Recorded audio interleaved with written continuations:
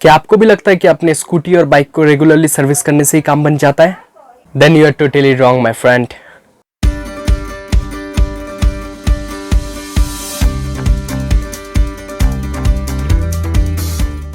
Hello everyone, this is your Vicky Acharya and welcome back to my YouTube channel.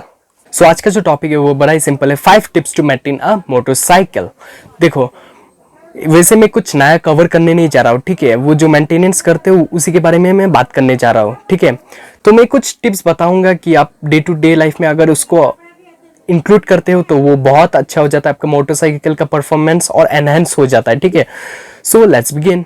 Tip number 1, दिन का नया शुरुआत में हमेशा मेक श्योर करो कि आपका मोटरसाइकिल जो है वो सेंटर स्टैंड पे डाल के ही आप स्टार्ट करोगे। सेंटर स्टैंड में डालने से क्या हो जाता है, आपका मोटरसाइकिल का जो ऑयल लेवल हो जाता है वो अच्छे से सर्कुलेट हो जाता है पूरा मोटरसाइकिल पे और एक अच्छा मिनिमल परफॉर्मेंस मिल जाता है, ठीक है। तो वो हमेशा अपने दिमाग में रखो, ठीक है। सुबह सुबह याद रखो, जब भी फर्स्ट टाइम स्टार्ट करते हो स्टार्टर ऑफ द डे में, हमेशा सेंटर स्टैंड पे ही डाल के करना है। और इसके बाद साइड स्टैंड में हमेशा पार्क कर सकते हो, कोई जरूरी नहीं है, इट्स नथिंग सो इम्पोर्टेंट, ठीक है।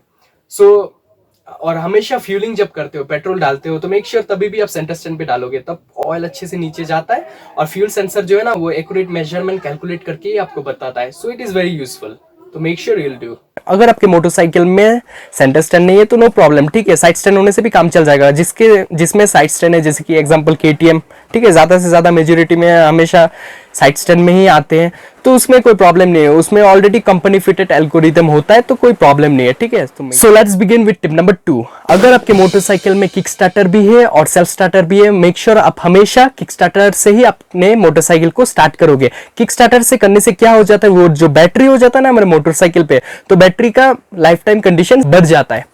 सो ऑन करने के बाद एटलीस्ट फॉर 2 to 4 मिनट्स उसको ऑन करके वार्म अप कंडीशन में रख दो फॉर 2 to 4 मिनट्स एटलीस्ट। तो वो करने से क्या हो जाता है, आपके ऑयल हो जाता है ना मोटरसाइकिल पे, वो अच्छे से सर्कुलेट हो जाता है और आपको परफॉर्मेंस अच्छा मिलेगा राइडिंग के टाइम। कोई कोई लोग क्या करते हैं, सेल्फ स्टार्ट से स्टार्ट करने के बाद जल्दी जल्दी भाग जाते हैं, तो क्या हो जाता है उसका जो स्पेशली स्कूटी में जो क्या होता है ड्राइव बेल रोलर होता है ना, वो अभी भी वार्म अप कंडीशन में नहीं आते और उस पे ज्यादा स्ट्रेस गिरता है और उन लोग का लाइफ टाइम कंडीशंस गिर जाता है, डाउन हो जाता है।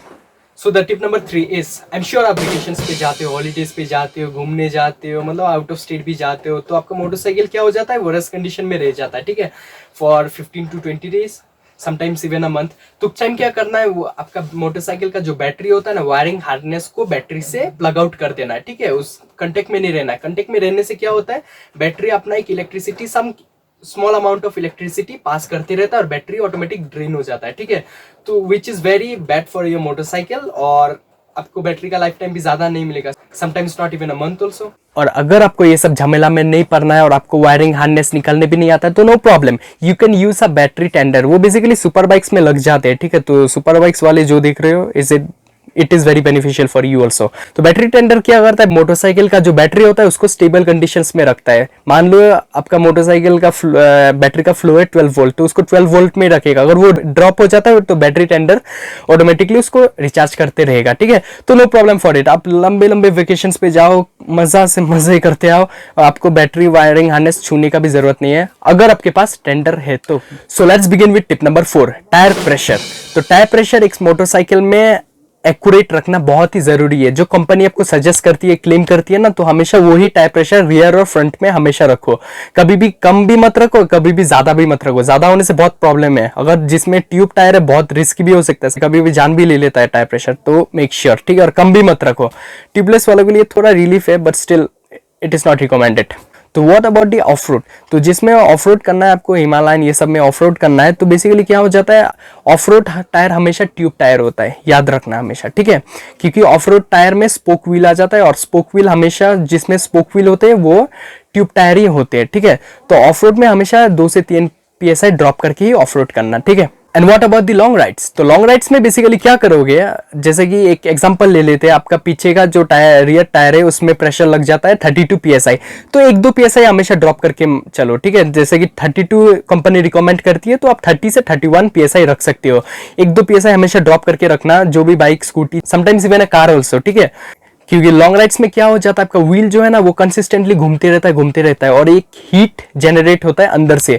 तो अगर PSI ड्रॉप रहेगा ना तो वो हीट पे ज्यादा स्ट्रेस नहीं गिरेगा और no problem, you can enjoy the rides. And lastly the tip number 5, braking, braking plays a very important role, ठीक है, मोटरसाइकिल पे बहुत ही इंपॉर्टेंट रोल प्ले करता है ब्रेकिंग। तो काफी सारे राइडर्स को मैंने देखा है कि कोई कोई पीछे का ब्रेक मारता है तो पीछे का ब्रेक ही मारते रहता है, और कोई सामने का ब्रेक मारता है तो सामने का ब्रेक ही मारते रहता है, ठीक है, वो बहुत गलत है, ठीक है। ब्रेकिंग हमेशा कंसिस्टेंट होना चाहिए बोथ द टायर्स में, ठीक है। तो हमेशा ब्रेकिंग जब भी मारोगे ना, मिला मिला के मारना है, फ्रंट टायर और रियर टायर को एक्यूरेट मेजर करके करके दोनों को एक साथ मारना है, ठीक है। तो वो करने से क्या हो जाता है, आपका टायर का लाइफ टाइम भी थोड़ा बढ़ जाता है, इंक्रीज एनहांस हो जाता है। सेकेंडली क्या होता है, फ्रिक्शन धीरे धीरे घटता है, ठीक है, तो वो भी बहुत बड़ा एडवांटेज है। और thirdly the suspension setup, suspension को भी थोड़ा थोड़ा आराम आराम से रिलीफ मिलता है, अचानक सस्पेंशन का ऊपर ज्यादा से स्ट्रेस नहीं गिरता है, ठीक है। तो make sure you will do this.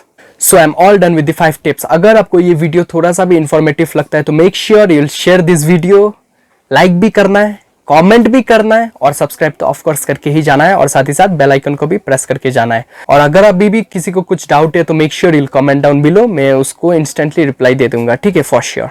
Till then take care, good bye, see you on the next episode.